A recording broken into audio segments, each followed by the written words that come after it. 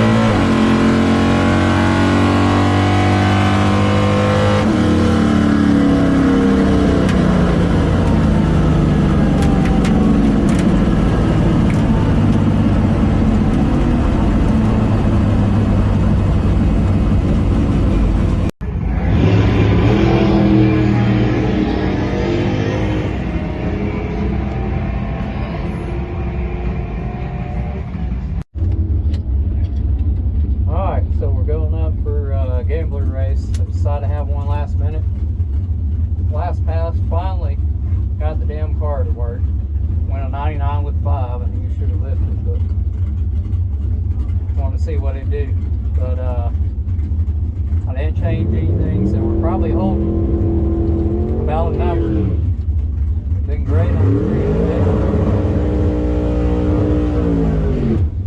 If I tree him, we don't have a shot at him.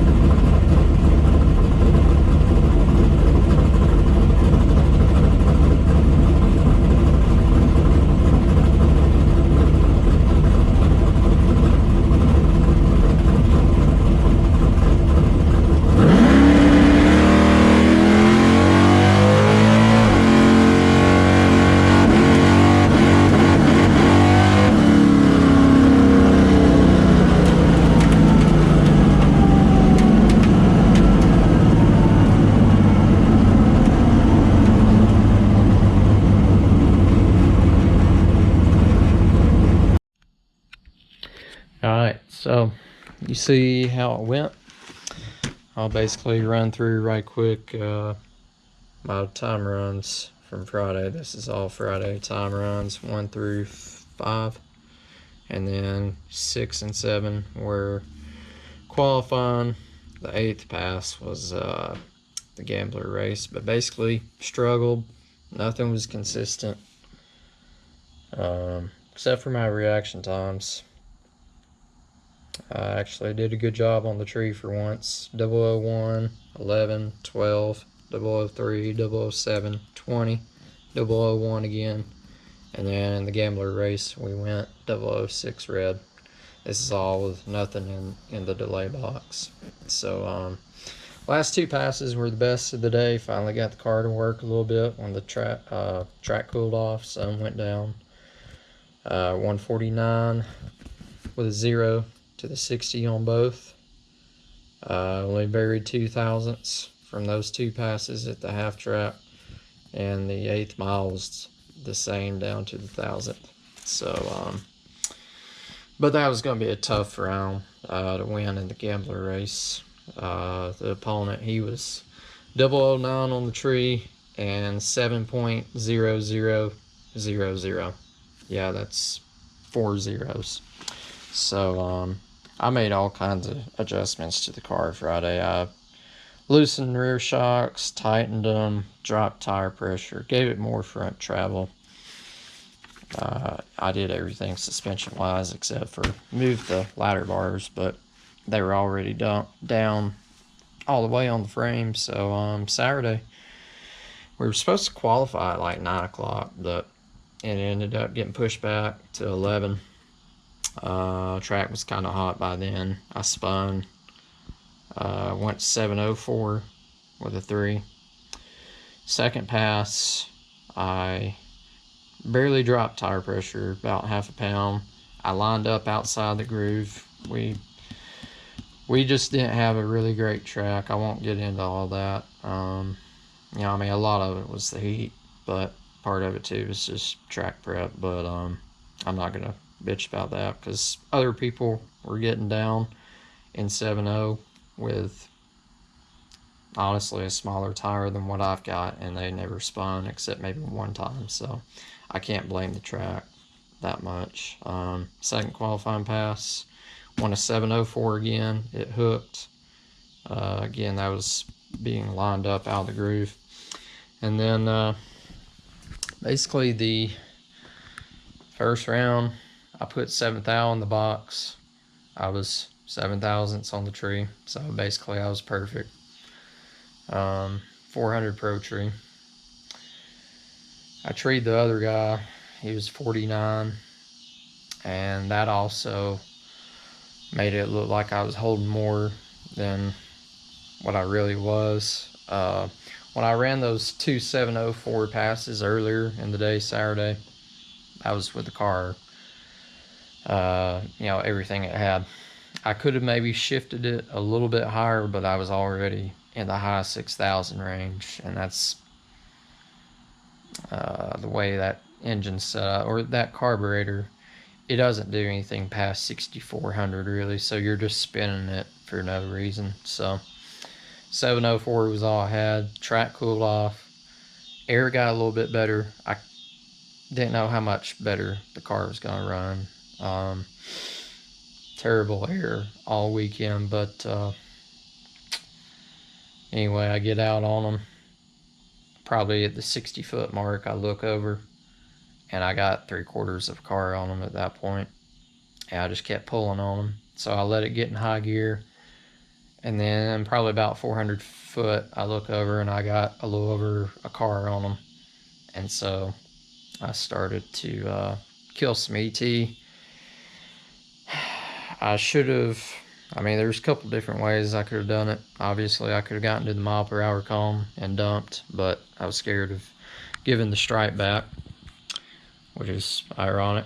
And, I could have drugged the brake. That probably would have been the best option, but I've never done that before, and so I didn't want to get too out of my comfort zone when there was this much on the line. And then you know, really what I should have done is just not giving it that last pat, and that was probably all it took. And so I gave the stripe back. He got there 3 thou in front. He went uh, dead on 7.005, and I went 4 above, but basically threw it away. But hey, he was the better driver, and he ended up going on and winning the final. So, you know, congrats to him. You know, I mean, if you can put down a better package than the next guy beside you, then you know it's obviously yours to win. So it sucks, but I learned. And I definitely learned my car's weaknesses this weekend. I'm going to.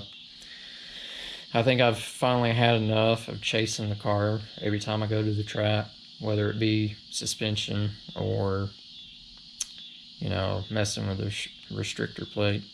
So I'm swapping to alcohol, and I'm putting better shocks on the car. It's going to be a lot of money to do it the way I want to do it, but, you know, either do something right or don't do it at all. So I'll probably take a while off to get everything swapped over and get everything ordered and the money saved up. But yeah, I mean, had fun. Just not the results I wanted, obviously. Had somebody else been in the car that first round that knows what they're doing, that car would have won and kept going rounds. And I really needed to get through that first round to get the car dialed in a little bit more honest. But I screwed up the other end of the track. Here lately I've been screwing up the starting line, and I might have that down now, but I gotta start working on driving the stripe. But it's just gonna be a learning process. It's gonna take a little bit more time, and you know, putting new shocks and switching over to alcohol. It's gonna be a totally different car. I'm basically gonna be starting over, but I think I'm to the point where I kind of need to do that. I need the car to be there for me all the time for me to be able to start learning how to drive the stripe and trying different, you know, strategies. I think that's the only way you can do that if the car's there for you every time. If you don't know what the car's going to do every time you go down there, then you can't really, you know, try different things and expect good results. So, and it's not that it's been giving me problems every time I go to the track. It's just when I leave off trans brake and the track's just marginal and hot and greasy, I can't always get down the first pass or two. I have to make adjustments, and you know, it's kind of like wasting time in a way. So that's what it's going to take, I think. And I've been having a suspicion that my shocks have not been great, and I think this weekend confirmed that for me. So, you know, I still lost the race in the first round. I mean, the car did good. It's just it wasn't set up to go dead on because I couldn't make it go dead on earlier in the day. So that's just one of those things where the driver was doing good all weekend, or doing his best, and the car wasn't doing worth a damn up until the first round, and then everything swapped, kind of. The car was there, but the driver couldn't execute. So you gotta have both to win these rounds. I mean, I was number 35 qualifier, and I was 704. The top 22 qualifiers were all dead on. So, you know, we play a game of 1/1000ths of a second, and this weekend. Some of it was 10/1000ths of a second. So, you know, if you want to go far in this deal, you just got to really have your shit together and be on top of things. And you gotta have things working all the time. It can't just sometimes work. I mean, sometimes that works, you know, when things are halfway right, but you gotta have luck. You can't always rely on luck. So, a lot of big changes are coming up. Not sure when I'll get back out, but you know, it's gonna be for the better. You know, I think I'll be happier with this. So I'm going to get started on it this week. Hopefully, you know, I gotta check the funds, obviously, make sure I'm not gonna put myself in a hole, but if everything works out, we'll be getting a carburetor. I thought about a Ron's toilet bowl, but that's gonna be a lot more work and seems a little bit more finicky. But I mean, you can adjust each cylinder, which is, you know, that's pretty cool, and that's, you know, that can be advantageous. But I think the technologies and the carburetors that are there now to where you can have a really, really consistent car and, you know, not have to be on injection, you know. So probably gonna go with an APD. You know, they seem to be the best in carburetors. So like I said earlier, do it right or don't do it at all. So APD carburetor. I have to basically redo the fuel system, probably get a better ignition coil. And then I'm going to go from these single adjustable QA1s to,